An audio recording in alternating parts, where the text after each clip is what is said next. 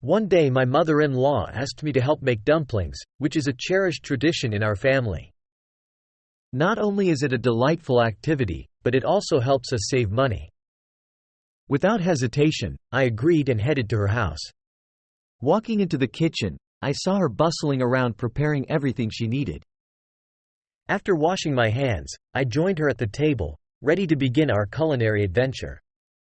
She skillfully rolled balls of dough and I carefully filled them with the delicious filling.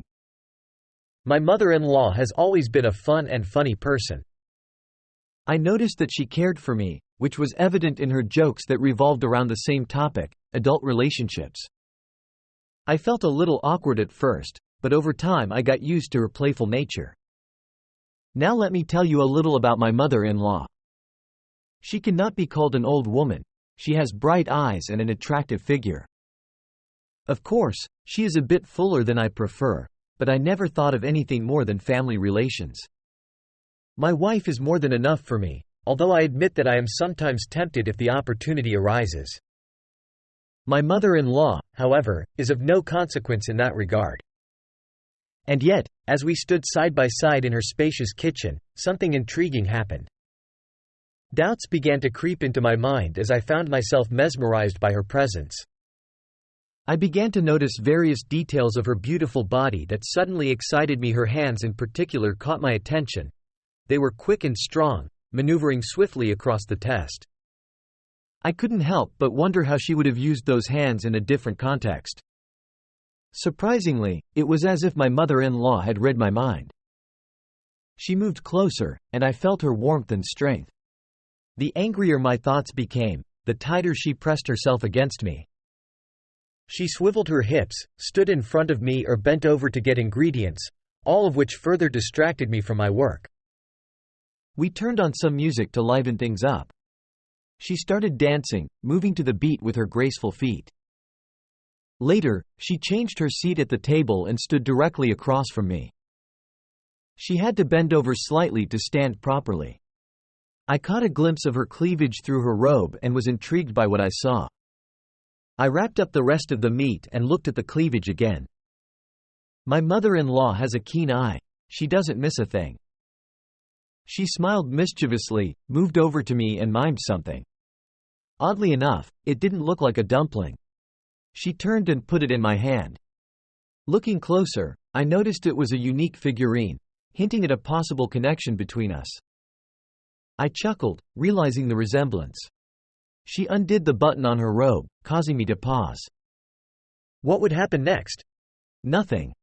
She continued molding her dumplings and cast a sly glance at me. I blushed slightly, but strangely enough, it intrigued me. I thought, why pursue an older woman when there are plenty of young girls willing to do anything? And then I thought, why not? She's not old at all. She has a great sense of humor and strong hands, and what she had under her robe, I really liked. My mother-in-law, wasting no time, reacted to my muddled thoughts and undid another button. At this point I was humming some kind of tune. She stooped even lower, looking at me with her sly eyes. Despite her laughter, I paid no attention to it. It dawned on me that I needed to act, and act immediately. Only a fool would not understand my mother-in-law's subtle hints. I wiped my hands clean of the flour, rinsed them with water, and quickly pinned her against the wall. It was exactly what she had been waiting for. Her face was flushed, she was breathing hard, and her robe was fraying at the seams. Dumplings sprinkled from the table. Our connection was so strong that the table shook and chairs tipped over. When no one else was around, there was no need to hold back. We cleaned up the kitchen, fixed our hair, had a cup of tea each and continued molding dough. She was no longer joking, but working quickly and confidently. My back ached and I longed for a break, a moment of respite. I noticed that she was out of breath too. We decided to sit outside on the balcony. I went out on the balcony and sat down in a chair, and she joined me. She had already thrown off her robe and was kneeling beside me in just her shirt. Even though I wanted to rest, I couldn't resist the opportunity. I explored every inch of my mother-in-law's body, leaving no part untouched. She was pleased as she had not experienced such sensations for a long time. Her husband is useless and spends half the year in the country house. A beautiful woman like my mother-in-law should not be neglected. Immersed in thought, I kept my mother-in-law on my lap for an hour. She didn't want to go back to making dumplings. We found something more interesting to do. As they say, we combined the pleasant with the useful. Eventually we returned to the kitchen table. Both of us were disheveled, flushed and sweaty. Who could think about work at a time like this? All I could focus on was having a good time. Besides, it was scorching hot outside. She suggested we change clothes, saying it was too hot and she lacked energy, as if we were in a sauna. I nodded in agreement and she quickly took off her shirt. I quickly stripped off my clothes as well. Her smile indicated her satisfaction. It was clear that she wanted more. Retirement didn't seem to calm her down like it would with a young girl. On the contrary, her lust grew stronger with each passing moment. Unable to resist any longer, I hugged her tightly and led her to the balcony. Fortunately, a cool breeze was blowing, and it was not so hot outside. The chair on the balcony was wide and comfortable, with sturdy legs. Personally, I always feel a note of sadness when a woman is single and cannot afford such a luxury. It reflects on her character and appearance. We had a wonderful time together. Despite my wife's call, I decided not to pick up the phone. To avoid awkward situations, my mother-in-law quickly rushed to the front door and locked it. I couldn't help but think what a clever girl she was. We sat on the balcony until the first dusk.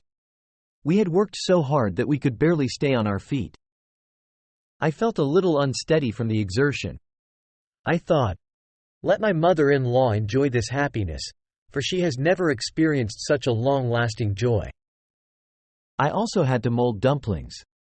Our relatives might have asked why we did so little and what we were doing. How could we answer that? We decided to meet the next day and continue molding dumplings. As for today, we would say that we accidentally oversalted the minced meat and need to go to the store again. It was the right decision. The next morning I arrived at my mother-in-law's house early. To my surprise, a large number of dumplings were already spread on the table.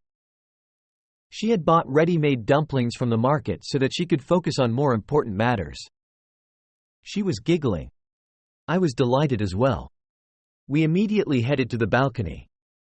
However, we closed the blinds on the window so that no one from the street would notice our antics. We also pulled the curtains.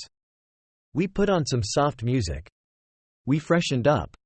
We tuned up and set out on our adventure. My mother-in-law was a smart woman. She did everything right. There was nothing to fault. That's the joy of dealing with a smart person. It's delightful. Until we had store-bought dumplings in the freezer, we kept working. There was no rush in this endeavor.